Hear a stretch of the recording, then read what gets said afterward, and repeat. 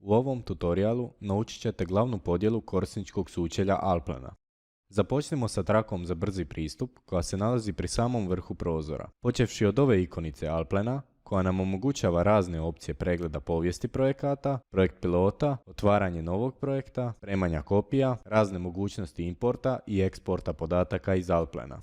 Zatim ovdje imamo mnogo malih ikona od kojih svaka od njih ima svoju određenu funkciju. Počevši od projekt pilota, strukture građevine, brzog načina spremanja, uređivanja, pregleda ispisa, dva gumba za poništiti i vratiti poništeno, zatim opcije za ponavljanje zadnje korištenih naredbi, pogled, korisna opcija pomoću koje možemo prikazati ili sakriti pojedine elemente, opcija prozor pomoću koje možemo odabrati koje poglede želimo vidjeti, te raspored istih. Dok nam ova ikonica prikazuje sve mogućnosti koje možemo izmijeniti unutar Alplana.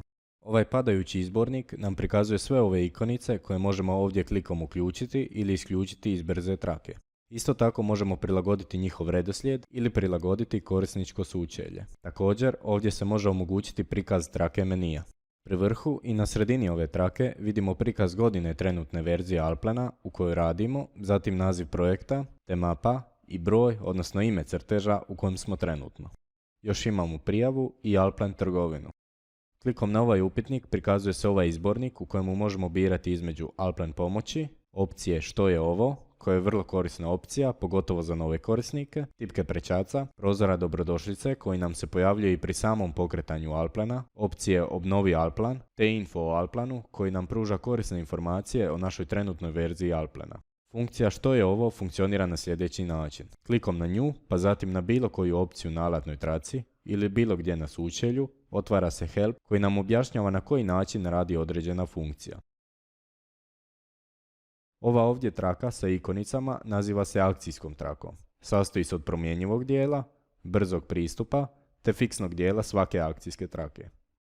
Sa lijeve strane imamo module, odnosno uloge od kojih razlikujemo arhitekturu, konstrukterstvo, okoliš, skiciranje i ulogu konstrukcije mostova. Pa da krenemo sa arhitekturom. Akcijska traka uloge arhitektura sastoji se od grubih, završnih radova, 3D modeliranja, opisa, dizajna, vizualizacije i drugih sličnih kartica. Grubi radovi obuhvaćaju različite elemente koje možemo razdijeliti na sve ikonice dvostrukim klikom na elementi. Elemenata opisa, krova, stubišta, ograde i sl. Završni radovi sastoje se od dijelova vezanih za modeliranje prostorija, površina i etaža, grupe prostorija i završne obrade. Sada prelazimo na 3D modeliranje u kojem možemo jednostavnim klikom na jednu od ovih ikona modelirati 3D objekte. Opisi nam služe za sve razne načine kotiranja, od visinskog, linijskog, kutnog kotiranja, isto tako može se dodavati i tekst te blokovi teksta. Dizajn služi za crtanje 2D oblika pomoću običnih linija, u kojem je također bitno napomenuti crtanje osi, odnosno mogućnost postavljanja rastera osi koji nam može poslužiti kao podloga za crtanje. Korisnički objekti, dok se ova kartica energije odnosi na različite energetske proračune do kojih možemo doći koristeći različite softvere koji ne dolaze u sklopu Alplana. Timski rad nam omogućuje postavljanje modela na BIM Plus portal, eksportiranje i importiranje različitih vrsta datoteka iz i u Alplan. Pomoću kartice vizualizacije je moguće mijenjati prikaz našeg objekta u animacijskom prozoru, mijenjati postavke vezane uz osvjetljenje, putanju kamere u slučaju renderiranja animacije, te na kraju i sjenčanje. U obradu nacrta sada nećemo ulaziti, odnosi se na sami izgled ispisa prije printanja. Svaka uloga često se sastoji od istih kartica, kao na primjer konstrukterstvo, koje također obuhvaća grube radove, vizualizaciju i 3D modeliranje.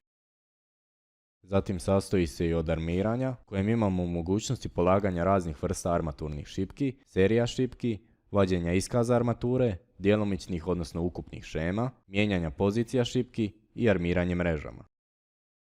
Strukture s mogućnošću kreiranja raznih vrsta struktura, korisnički objekti i par drugih kartica. Kod okoliša razlikujemo zemljište, krajobraz i urbanizam. Kod kartice pod nazivom zemljište možemo modelirati teren dodavanjem visinskih kota, postavljanjem izohipsa, te se također mogu izraditi uzdužni presjeci terena. Kartica krajobraz omogućuje definiranje položajnog nacrta i dodavanje bilja i puteljaka. Urbanizam za dodavanje i promjenu građevina na crtežu koje mogu biti u blizini projekta, u slučaju da projektiramo cestu ili most i sl. Još imamo 3D modeliranje, opise, dizajn i timski rad. Pri kraju se nalazi uloga skiciranje koja se sastoji od već spomenutih i objašnjenih kartica. Odmah pored ovog kotačića u desnom kutu nalazi se tražilica pomoću koje možemo pronaći bilo koju naredbu u slučaju da smo zaboravili gdje se točno nalazi. Klikom na nju otvara se dijaloški okvir u koji je potrebno upisati što želimo pronaći. Pritiskom na nastavi otvara nam se tražena naredba. Ovdje se nalaze palete koje su vrlo korisne pri radu u Alplanu. Razlikujemo kartice svojstva, pomoćnike za brzo crtanje predodređenih elemenata, arhiva, objekti, ravnine, ploča zadataka, Alplan Connect i sloj.